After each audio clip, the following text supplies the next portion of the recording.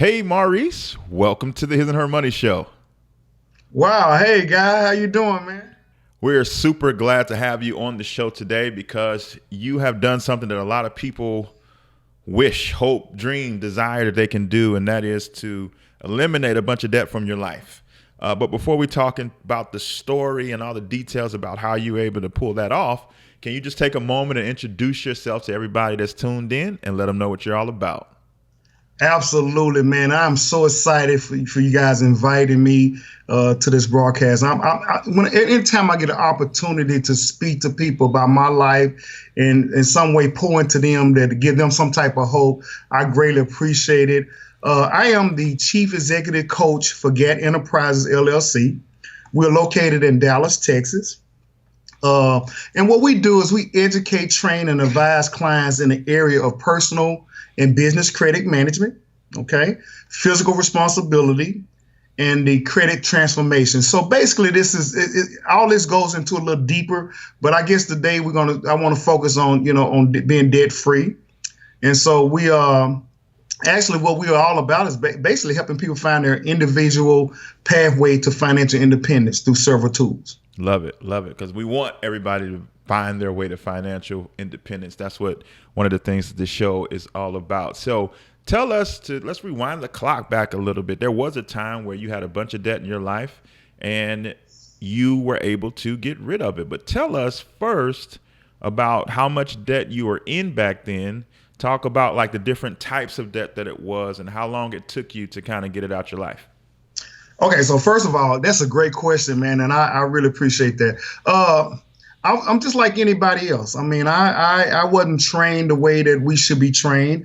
I got in debt basically out spending what I brought in. I spent more out than what I had coming in, and of course, the things that we desire in life, we tend to want to get those things without properly planning for them. And so I'm just like the most average American household, you want that desired life. And a lot of times you get yourself in credit situations. The type of debt I was in, installment, credit card debt. A lot of times there's debt that people can't control, like medical debt, things of those nature. And so I was just like anybody. I think I was at my first step of really realizing what debt was all about. I was young.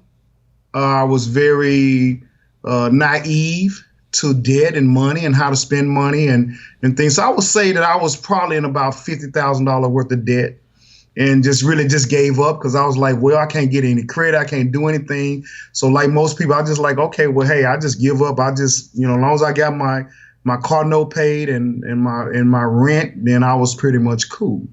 Okay, so typically, the way I look at debt back then, it was just, hey, I made some bad decisions, so I just got to deal with it. Mm-hmm. And how long do you think it took you once you realized you need to do something and you started to do something about the debt? How long do you think that journey took you from start to finish, if you could put a number to it? Okay, so let me give you the story, okay? Yeah. So let me give you and your audience the story. Okay, so back in 2002, I was working for a company called Verizon. It was formerly GTE. I was like a manager. I was also in school at that time, going to DeVry University. And in my last semester, I was given a project to do something on the Fair Credit Reporting Act. I had no deal. My only objective was to actually get an A. Okay. But as I, when you get a professor that gives you details of how you have to do this project, meaning you can only use certain resources from online, you got to talk to somebody personal, you got to talk to somebody in the industry. It stretches you. So, like I said, the only objective was to get an A. But I end up talking to people at Experian, because Experian is located in Allen, Texas, right side. It's a suburb outside of Dallas. So I actually went there on a school project to talk to a senior manager about credit and about how things work and why people get in trouble. So I'm just really trying to get an A, trying to graduate, dude. I'm just trying to get this degree and hopefully get a promotion at my job.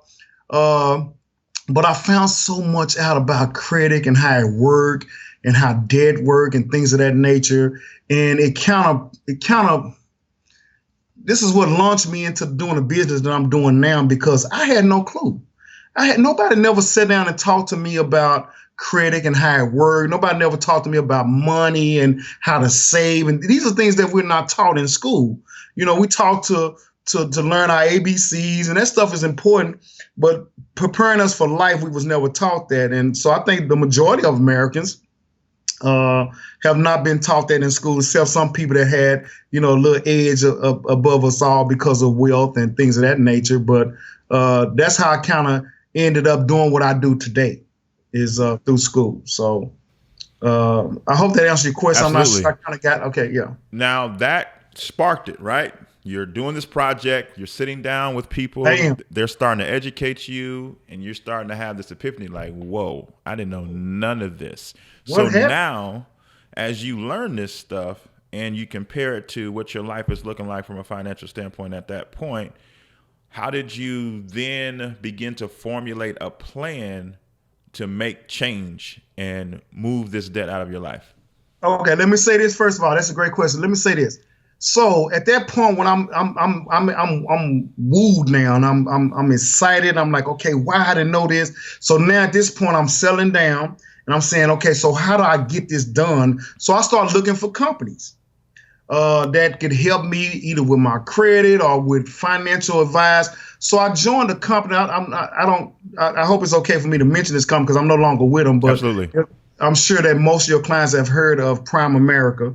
So I joined this company, Prime America, that dealt with life insurance and financial tools and things of that nature. So that's where I kind of got majority of my ideas. So the answer to your question is I reached out for help. Mm-hmm. Okay. And I did that through Prime America and learned a lot of things. And from that point on, which actually helped me launch the business I say that we're in now. So the step is to acknowledge where you are and to seek out help, because it's okay for you not to know the right thing. So a lot of times we assume we know things, or we don't have the tools or the resources to try to figure this thing out. And sometimes it's okay to get a little help. Yeah, I think that's huge, because I think a lot of times in a lot of scenarios you think, or, when you, even on this show, when we have debt-free stories, or if you read a debt-free story somewhere else, you hear a debt-free story on another show, a lot of times we focus on what that person did as an individual on their own, what they figured out and what they implemented.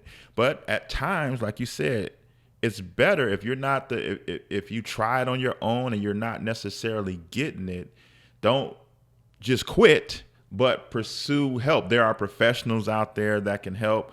There's advice that you can get, and you don't have to figure all this out on your own. So I think that's huge. Absolutely. And again, to add to that, man, it's just the bottom line is you have to seek out help. If you don't seek out help, seek out knowledge. Mm-hmm. Now, because we live in a society where knowledge is free now, I mean, you can find knowledge on the internet. You can Google a lot of things, YouTube a lot of things. Mm-hmm. But still, in that case, you still have to be careful about the knowledge that you're obtaining. Mm-hmm. And the bottom line is you have to put a plan together. And you have to execute the plan and remain consistent in it. So we'll get a little bit deeper in that as you ask more questions, but I want to make sure that people understand that if it was easy, everybody be doing it. Right. So this is something that you have to be committed to, that you have to have discipline and things of that nature.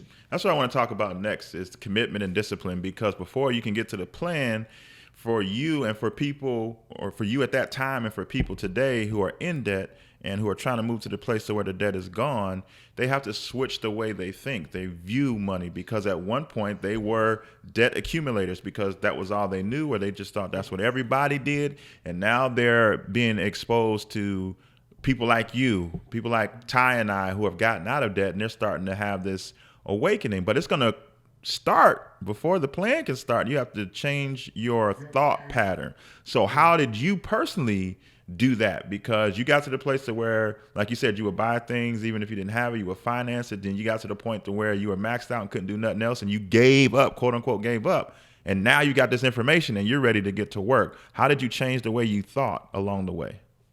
Okay, great. Well, you are on this thing for real, ain't you? Okay. So listen. Okay, so here's the thing, man. We have to renew our minds. We have to engage with with people that are teaching this stuff, first of all, get with somebody that's already been through the process that can kind of guide you. That's why we are coaches and mentoring. It's not all about just getting people access to things and helping them, but you have to make up first of all, you got to make a decision that you want to change. Okay? That you're tired of being sick and tired. Because, I don't think debt to me, and I guess this is a good opportunity for me to give my definition of debt, if that's okay. Absolutely. Debt to me, now I don't know about nobody else, debt to me is misappropriated use of resources. Okay? When you take resources that someone is giving you, whether that be the bank, credit union, or whatever, and when you misappropriate it, meaning you go out and shop till you drop, make it rain and all that, then that's debt to you because that has no reciprocity coming back. So my definition of debt is, now some people might say there's good debt and bad debt. I don't believe in that. I believe that debt is a bad thing and it's misappropriated use of resources. Now, if you take resources and you use it to generate income, it remains resources. So the first thing you got to do is you got to change the way you think about it.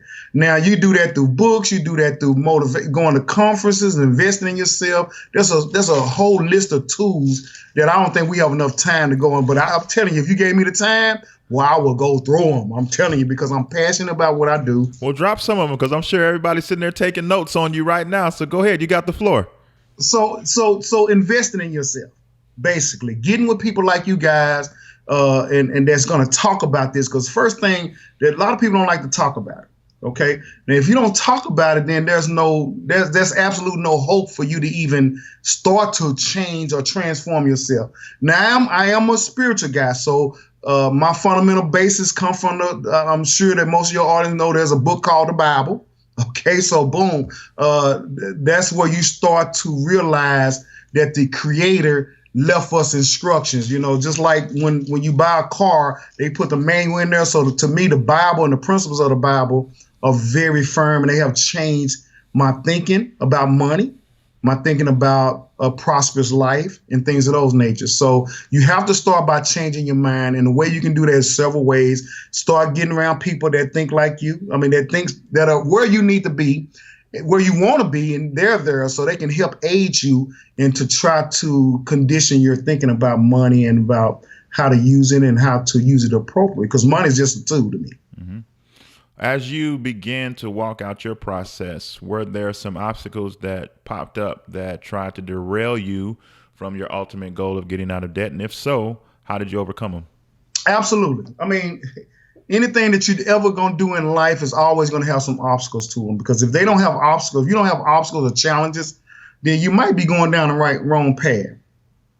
Yes, I have obstacles. You had obstacles of not having enough money, not having the appropriate support system that can help you formulate a plan. So I'm going back to plan. There's obstacles of family members. You always trying to do something, we're going to be in debt all our lives until Jesus come back. And, that's the irrigate that brings in a lot of negativity. So I think that stops us doing a lot of things, reaching goals, not only just debt, but just reaching goals in life. You got to surround yourself around people that can pour into you positive things that can provoke you to change your thought process. I agree with that. I surrounded myself around a lot of people that was already where I'm trying to get, and I listen to them. I like to talk. If your audience can't really tell that by now, I love to talk. I got the gift of gab, but I had to get to a point where I had to listen and be quiet and be slow to speak and quick to listen. So you have to seek those type of people out. Does your credit score have you down and looking for solutions? You may just find the answers you're looking for with Credit Sesame. Credit Sesame is your solution for a free no-hassle credit score, credit analysis, and tips for managing your money. They are here to help you take control of and have the tools you need to bring about a bright financial future. Get empowered today. There's no credit card required. Receive identity theft protection up to $50,000 and discover a marketplace for credit and loan officers that will help you get to your next level. Visit hisandhermoney.com/Credit Sesame for more details. Now, I think a lot of people can relate to your example of having family or friends that are of the mindset that they're trying to get out of. But that's all they know. That's the only type of people they know. How did you go about finding people that were in the place that you were trying to get to? How did you seek out those mentors? Well, I mean, let me just tell you, first of all, I had a friend that, like I said, Prime America kind of spent a lot of my thinking process to think that there was possibilities of me having a better life. But I don't know if many of your audience know, or even you, but back a while ago, I think back in 2004, there was a book called Rich Dad, Poor Dad. Yep, Robert Kiyosaki. I read that book, and let me tell you something, man. It changed. Oh my God! The example in the book just totally took me to another level of thinking. And so I strongly recommend that your audience look for things and look for people that can pour into you. That book changed my whole thought process because he gave an example of a rich dad and a poor dad. Now, what he was talking about when he said his poor dad, he wasn't talking about actually financially. He was talking about a mentality. Mm-hmm. Okay. And even in the Bible, when a lot of times I think when we think about, I used to ask God all the time. I was like, okay, so give me an example in the Bible that I can relate to when as I'm teaching and building this business, becoming a coach on how I can change people. And I remember there was a story in the Bible about John the Baptist, which was Jesus' first cousin, and he introduced Jesus. He said, "I must decrease, he must increase." John got put in jail. Mm-hmm. And so I guess John, in some kind of way, he assumed that Jesus was going to go and establish his kingdom right then and there, and he was going to be out of jail like in 2 weeks or something. I don't know. I mean, the Bible don't give us all the details, but you can only assume because John sent his disciples to Jesus and said, "Hey, are you the one? Or should we be looking for another one? Because I'm still in jail, player." I mean, this is Maurice Green version. Yeah. Okay.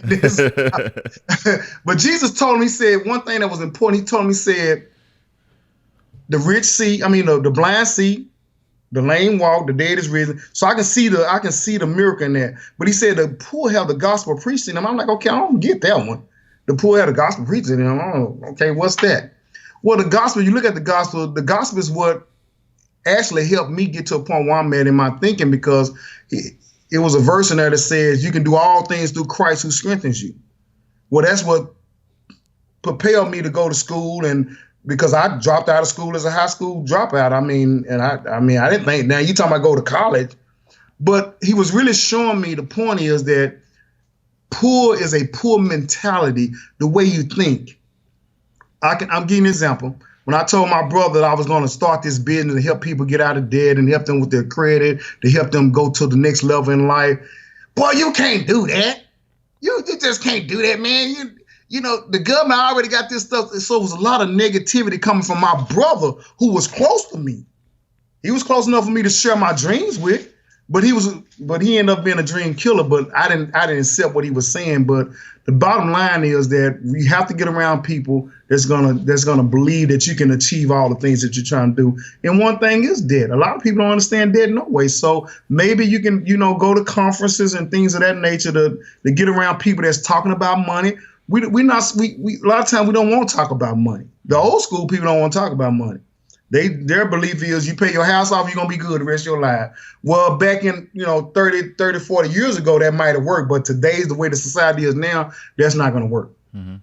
You have to position yourself and increase your income. So as you begin to learn and you begin to get around people that could advise you and give you guidance, talk about some of the things that you practically did to change your situation. What were some strategies that you put into place that helped you to get the debt out of your life? Like, did you tighten up your budget? Did you find ways to get additional income? Like, how did you get that debt out of here? Okay, so first of all, we got to be real to ourselves. You have to look at where you are, and you cannot block out your reality, first of all. Okay, so the next thing you want to do is you want to come up with a plan.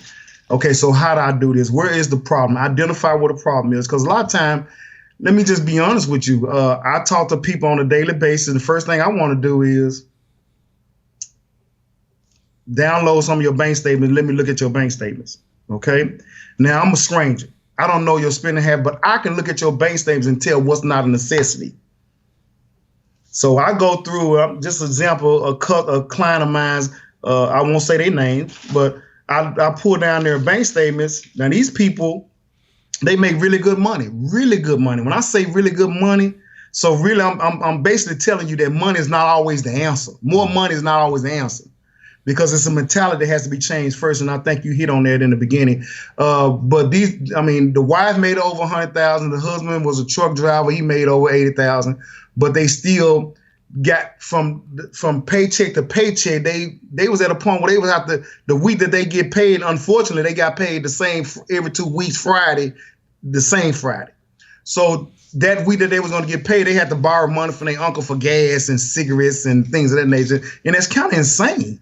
So I'm like, how y'all making all this money? Your kids are grown. Why? What's going on? So when I pull down a bank statement, these people was giving $1,900 a month to Taco Bell, Cheddar's, Chili's, Wingstop. I mean, seriously. I want your audience to realize that these companies, 5 for $5. She had to have something from McDonald's every morning. He had to have something from Granny's every morning, BLT every morning. Okay? And I know it ain't to you when you spend, it's like, oh, this ain't number $5, $6. But guess what? She spending $5, $6. You spending $5, $6. Then at lunch, you going here and she going there. Then at dinner, y'all go out and eat.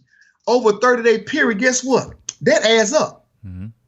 So first of all, you have to be real with yourself. You have to be able to sit down and look at how you're spending your money. And then at that point, you have to make some decisions. A lot of times it's a shocker, because it was a shocker to them. I said, you guys are giving more money to Taco Bell and Grandy's and Cheddar's than you paying your mortgage, than you pay for your 2 car notes. Really? How you do that? So when they sit up there and you put that truth in their face, they like a deer in headlights. Like, really? It just don't seem like we spending that money. Well, that's how they say they don't look like they spending that much, but that's how they sell it to you. 5 for $5, 2 for $8.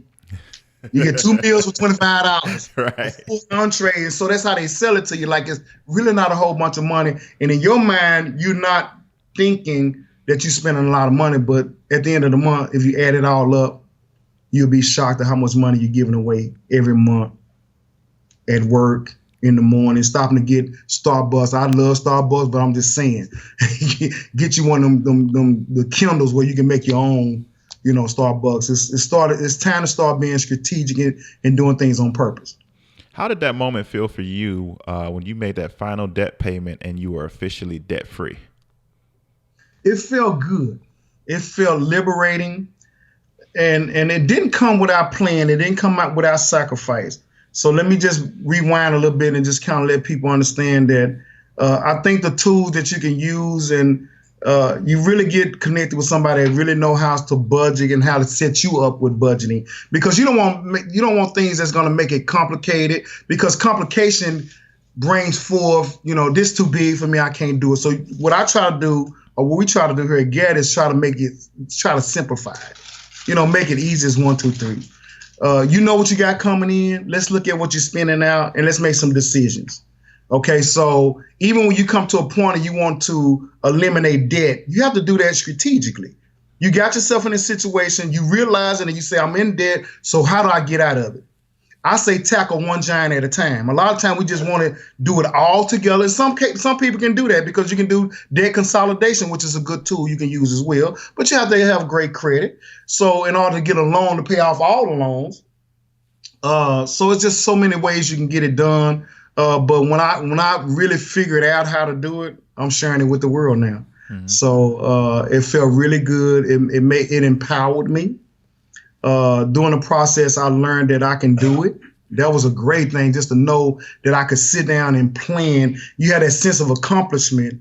And it's kind of like when you graduate high school, you walk across that stage, man. I don't think it's no feeling that could be compared to that, because it's called a sense of accomplishment. I finished something that I started, and there's no better feeling than that. Mm-hmm. Now, and when you started this, there were a lot of people in your ear saying, you'll have debt forever. There's nothing you can do about it. But then you did it. What was the response like after the fact? How did you know that I had people in my ear telling me that? You told us. You think you took good and you better than the rest. And to be honest, which is more than likely close people to you. I've gotten to a point. I tell my clients, don't tell everybody what you're doing. Sometimes people are very private about their money. Typically, if you're talking to somebody that is we know our family members, we know their personality, we know how they think. So I would be careful who I share my plans with, because typically, like, girl, please, tomorrow ain't promising nobody. I done heard all that. Okay, you better spend it while you can.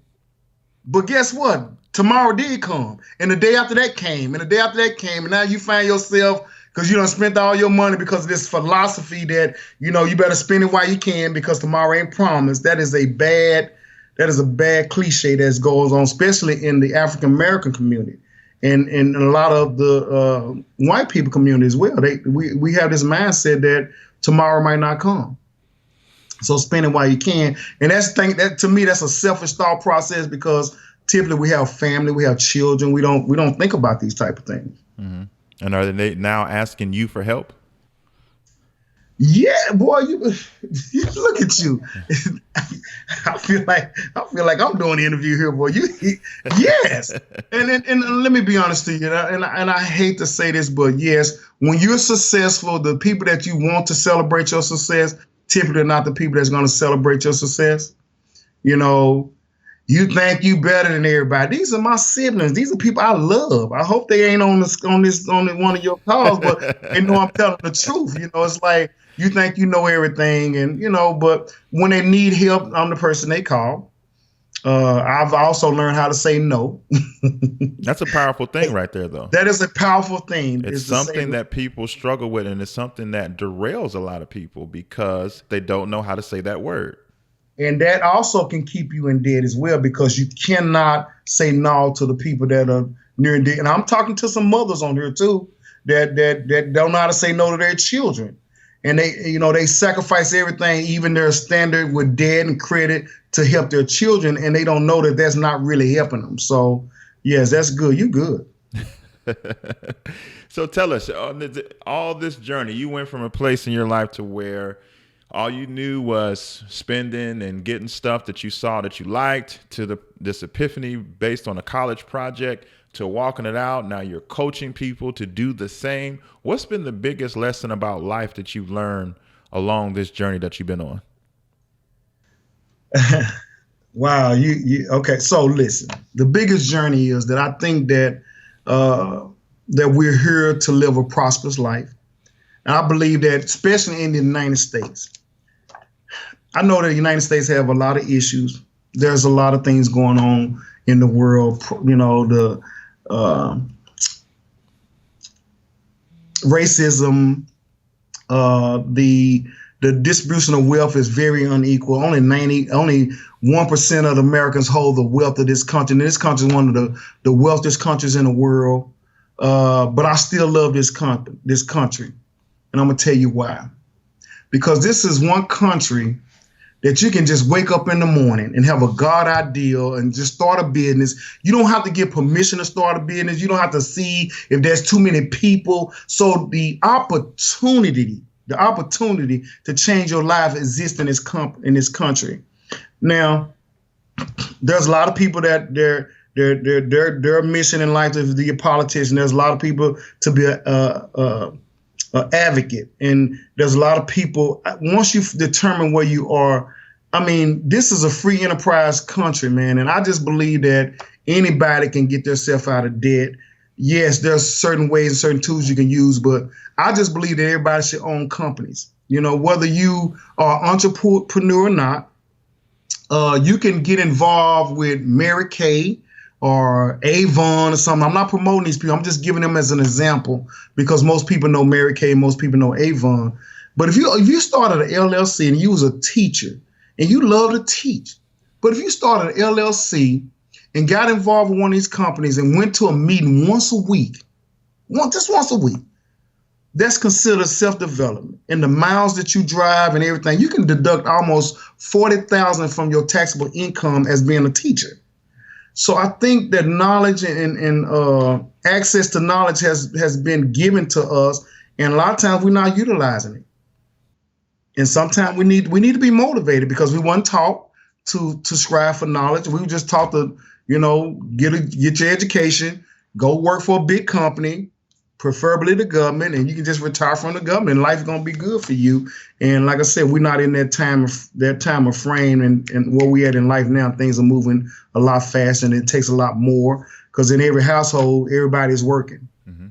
We push knowledge really hard at His and Her Money, and we love for guests to share book recommendations. You talked about Rich Dad, Poor Dad from Robert Kiyosaki, and I think a lot of ways it goes to one of your earlier points about surrounding yourself with people who are where you want to be. And if you don't have those people in your physical circle, a great way to get around those people is through the books that they write.